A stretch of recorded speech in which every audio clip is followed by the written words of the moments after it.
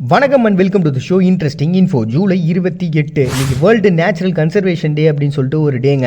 இந்த பூமி பார்த்தீங்கன்னா 4.5 பில்லியன் வருஷத்துக்கு முன்னாடி சூரியன்ட்டு பிரிஞ்சு வெறும் வாயுவாகவும் துகள்களும் கலந்த ஒரு கலவையாக தான் பார்த்தீங்கன்னா வந்தது.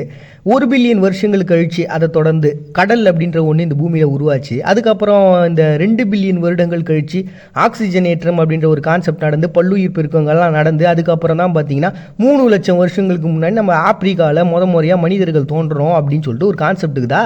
ஸோ இவ்வளவு பெரிய ஒரு சர்க்கிள், இவ்வளோ பெரிய விஷயங்கள் அப்படின்றது இந்த உலகத்தில் இத்தனை கோடி வருடங்களாக நடந்துட்டு இருக்கு.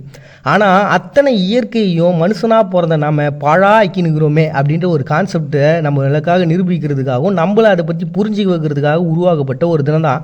17ஆம் நூற்றாண்டில் ஜான் ஈவ் அப்படின்ற ஒரு எழுத்தாளர் என்ன பண்ணியிருக்காரு, எ டிஸ்கஸ் ஆஃப் ஃபாரஸ்ட் அப்படின்னு சொல்லிட்டு ஒரு புக்கை எழுதினார். அந்த புக்கு இப்போ வரைக்கும் பார்த்தீங்கன்னா வனவிலங்கு இதை பற்றி படிக்கக்கூடியவங்களுக்கு ரொம்ப இம்பார்ட்டண்டான ஒரு புக்கு.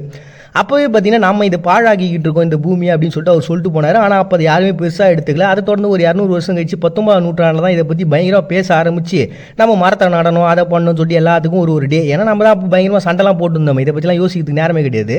ஸோ அப்படி தான் பார்த்தீங்கன்னா இந்த விஷயங்கள் உருவாச்சு. இதில் என்ன ஒரு ஆச்சரியமான ஒரு விஷயம்னா, முதல்ல இந்த கன்சர்வேஷனாக இந்த பூமியை எப்படி பாதுகாக்கிறதுக்குன்றதுக்கான திட்டங்கள்லாம் முதல்ல உருவாக்குனது இந்தியாவில் தானா.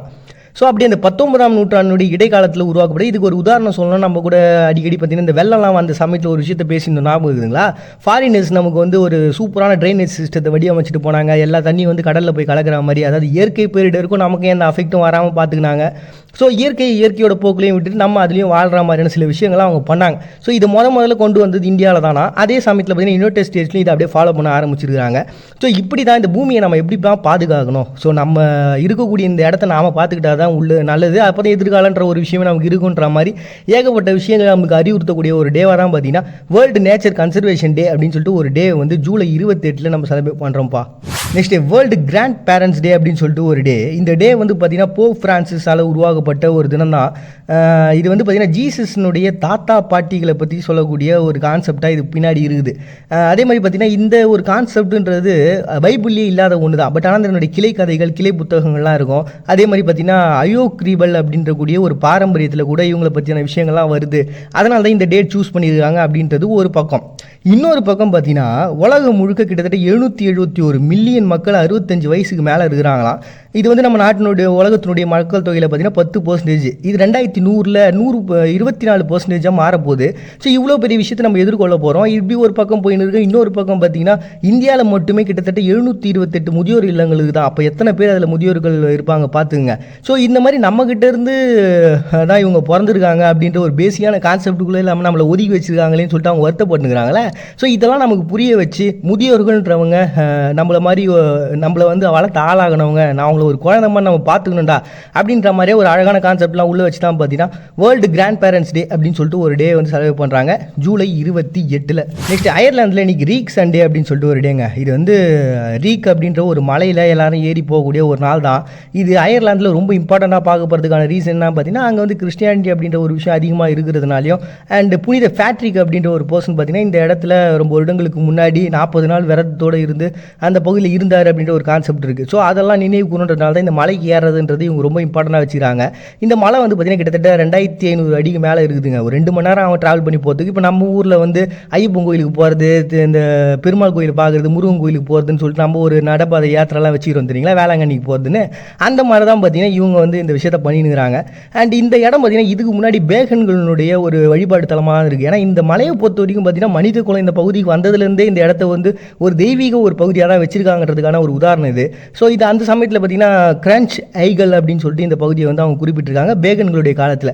ஆல்ரெடி நான் பேகனை பற்றி உங்களுக்கு சொல்லியிருப்பேன், நான் மறுபடியும் எக்ஸ்பிளைன் பண்ண வேண்டாம் அப்படின்னு நினைக்கிறேன். ஸோ அப்படி ஒரு பயணமாக ஒரு யாத்திரையாக டெவலப் பண்ணி அதை கொண்டாடக்கூடிய ஒரு நாள் தான் அயர்லாந்தில் டிரிக் சண்டே அப்படின்னு சொல்லிட்டு ஒரு சண்டே இந்த ஜூலையினுடைய எண்டு இந்த சமயத்தில் பண்ணுறாங்க. இந்த வருஷத்தில் இந்த நாளில் வருதுப்பா. நெக்ஸ்ட் இன்னைக்கு செட் வோல்ஃப்ஸ் ஈவ் அப்படின்னு சொல்லிட்டு ஒரு டேங்க. இது ஃபேரி ஐஸ்லாண்ட்ஸ், நார்வே இந்த பகுதி தான் செலிப்ரேட் பண்ணுறாங்க. இந்த வோல்ஃபை ஹெரால்ட் ஹால்ஃப்ரெட்சன் அப்படின்ற ஒரு பர்சன் பார்த்தீங்கன்னா 1015 1028 வரைக்கும் நார்வே பகுதியை ஆண்ட மன்னர். இவர் தான் பார்த்தீங்கன்னா அந்த பகுதியினுடைய கிறிஸ்துவத்துக்கு கொண்டு வந்த ஒரு தலைவராக பார்க்கப்படுறாரு. ஸோ அப்படிப்பட்ட இம்பார்ட்டண்டான பர்சனாக இருந்ததுனால அங்கே இருக்கக்கூடிய இந்த சமூகத்தை, அதாவது கிறிஸ்டியன்கள் அதிகமாக இருக்கக்கூடியவங்க எல்லாருமே பார்த்தீங்கன்னா இந்த டே வந்து செலிப்ரேட் பண்ணுறாங்கப்பா. அப்படி தான் நார்வே, ஃபேரி ஐஸ்லாண்டெலாம் செட் ஓல் ஈவ்ஸ் அப்படின்னு சொல்லிட்டு ஒரு டே வந்து செலிப்ரேட் பண்ணுறாங்க ஜூலை 28. நெக்ஸ்ட் இண்டிபெண்டன்ஸ் டேவை இன்றைக்கி பெரும் செலிப்ரேட் பண்ணுறாங்க. இது 28, 29 2 நாள் வந்து பெரிய செலிப்ரேஷனாக வந்து அவங்க ஊரில் பார்த்துக்கிறாங்க. இந்த ஸ்பானியர்களுடைய ஆட்சி அப்படின்றது 16ஆம் நூற்றாண்டில் இந்த பகுதிக்குள் வந்தது. அதுக்கப்புறம் தென் அமெரிக்காவை சார்ந்த மக்கள்லாம் 19ஆம் நூற்றாண்டில் ஒரு பெரிய கிளர்ச்சிகள்லாம் ஏற்படுத்த ஆரம்பித்தாங்க. இதை தொடர்ந்து அதை பார்த்து இருந்த ஸ்பானிய அர்ஜென்டினாவுடைய ஜென்ரலாக இருந்த ஜோஸ்டி சான் மார்டின் அப்படின்ற ஒரு பர்சனு எதுக்கு வேஸ்ட்டாக சண்டை, மக்களுடைய உயிரிழப்புகள் இதெல்லாம் நடக்க போகுது, அவங்க இடம் தானே அவங்களே ஆண்டுக்கிட்டோன்னு சொல்லிட்டு அவர் சுதந்திரத்தை கொடுத்துட்டு போயிட்டாரு. ஸோ அதை ஒரு மிகப்பெரிய லெவலில் 1821 கிடைச்ச அந்த சுதந்திரத்தை கொண்டாடுற விதமாக ஒவ்வொரு வருஷமும் என்ன பண்ணுறாங்கன்னா இந்த 2 நாள் செலிப்ரேஷனாக 21 பீரங்கி குண்டுகள் முழங்க இந்த செலிப்ரேஷன்றதை பண்ணுறாங்கப்பா. சரி, இந்த 21 குண்டுகள் அப்படின்ற என்ன கான்செப்ட் வந்து அப்படியே சைடில் இதையும் சொல்லிடுறேன்.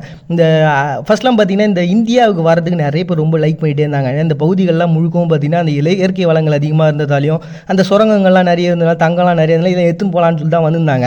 அப்படி வரும்போது இந்த பகுதியில் ஏற்கனவே இருந்திருப்பாங்களா, இப்போ ஐரோப்பியர்கள், ஃப்ரெஞ்சுக்காரங்க, ஸ்பானியர்கள் அப்படின்னு ஏகப்பட்ட பேர் சொல்கிறோம்ல.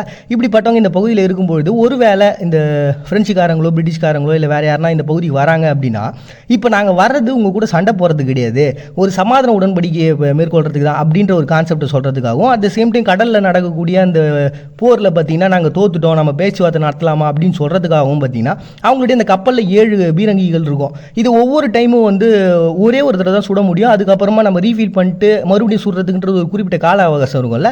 ஸோ அதனால் இவங்க என்ன பண்ணுறாங்கன்னா ஒரு 3 டைம்ஸ் அந்த 7 குண்டுகளை வந்து பீரங்கி குண்டுகளை சுடுறாங்க வேறு ஒரு திசையை பார்த்து. அப்படி சுடும்போது தெரிஞ்சது இவங்க நம்ம மேலே சுடல, வேறு எங்கேயும் சுடுறாங்க. அப்போ இவங்க ஏதோ ஒரு விஷயத்தை சொல்ல வராங்க அப்படின்ட்டு. அப்போ அந்த சமாதான உடன்படிக்கையை சொல்லணும் அப்படின்ற ஒரு காரணத்துக்காக தான் அப்போ அந்த கடல் வணிகம் தானே முக்கியமாக இருந்தது. அதனால் அந்த சமயத்தில் அங்கே ஏற்பட்ட அந்த விஷயங்கள் தான் பார்த்தீங்கன்னா அப்படியே தொடர்ந்து வந்து இனி 21 குண்டுகள் அப்படின்றது ஒரு மரியாதைக்குரிய ஒரு கான்செப்டாக மாறிக்குதுப்பா. நெக்ஸ்ட் இன்னைக்கு சான் மெரினோவில் ஃபால் ஆஃப் பாசிசம் அப்படின்னு சொல்லிட்டு ஒரு டேங்க. இது வந்து சான் மெரினோவை பொறுத்த வரைக்கும்னா குலினோ கோசி அப்படின்ற ஒரு பர்சன் தான் இந்த பகுதியில் வந்து ஆட்சிலாம் பண்ணிட்டு இருந்தார், ஒரு சர்வாதிகாரம் பண்ணிட்டு இருந்தாருன்னு வச்சிங்களேன். இவரோட கண்ட்ரோல் யாருக்கிட்ட இருந்தது அப்படின்னு பார்த்தீங்கன்னா நம்ம பெனிடோ முசோலினி. இவரை சொல்லவே வேணாம், ஐரோப்பாவினுடைய ஒரு சர்வாதிகாரத்திற்கான ஒரு முக்கிய பர்சனே, அவங்க உருவாக்கத்துக்கான முக்கிய பர்சனே இவர் தான். எப்படி நம்ம ஹிட்லரை பெருசாக பேசினுக்கிறோமோ அதே சமயத்தில் வாழ்ந்த ஒரு பர்சன் தான் அவருக்கு ஈக்குவலாக அவரோட சேர்ந்து ஃப்ரெண்ட்ஷிப்பாக இருந்து ஒரு பெரிய பாசிஸ் ஆட்சியை பண்ணவர் தான். 2ஆம் வேர்ல்டு வாரில் சமயத்துலாம் பார்த்தீங்கன்னா அது முடிகிற சமயத்தில் இவரை கைது பண்ணிட்டாங்க. அதுக்கப்புறம் தான் அந்த பாசிஸ் ஆட்சின்றது இந்த பகுதியெலாம் ஒழிஞ்சுது. அதை தான் பார்த்தீங்கன்னா இன்றைக்கி சான் மெரினோவில் ஃபால் ஆஃப் பாசிசம் அப்படின்னு சொல்லிட்டு ஒரு டேவாக செலிப்ரேட் பண்ணுறாங்க ஜூலை 28. இந்த பூமியில் இந்த நாகரிக வளர்ச்சி இது எல்லாமே பார்த்தீங்கன்னா நம்மளுடைய சௌகரியங்களுக்காக நாம் உருவாக்கிக்கிட்டது தான். இந்த உலகத்தில் இந்த பூமியில் நாம் வாழ்கிறதுக்கு இந்த உடம்பு போதுங்கிறதுனால தான் வெற்றுடலோட இந்த இயற்கை நம்மளை படைச்சிருக்கோன்னு தோணுது. மறுபடியும் நாளைக்கு வந்து சந்திராஜ் விடைபெறுது. நான் அவங்க பாண்டு நீங்கள் பார்த்துட்டு இருக்கீங்க இந்த நிகழ்ச்சி இன்ட்ரெஸ்டிங் இன்ஃபோ.